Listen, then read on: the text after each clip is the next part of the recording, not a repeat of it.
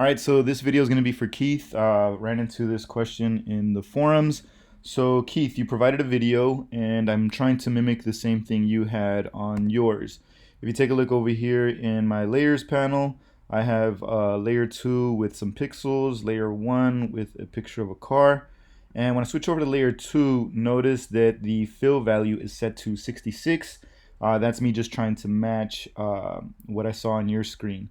Now you had layer 2 selected, you went over to edit, went over to fill, but unfortunately in your video was not able to see this window here. So I'm not quite sure what settings you had in here. So I'm just going to back out of this and show you a couple different ways to work. Now I'm on a Mac and in your video you were on a PC, so it's going to be slight differences but nothing major. You could pretty much have the same experience that I have. All right, so over here I've got layer 2 targeted and I'm just going to go through different ways of changing the fill color. All right, so if you wanted to change the color of the pixels that already exist in there, you could actually command click on a Mac, control click if you're using a PC, Windows machine, and what that does is it's going to select all the pixels that exist inside of that layer.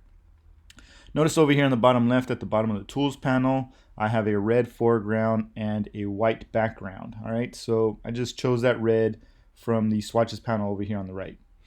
All right, so I use a keyboard shortcut. On a Mac, it's going to be Option Delete, and that's going to fill it in with the foreground color. Since you're on a PC, I believe on yours it's going to be Control Backspace, and that's going to fill in that color for you there.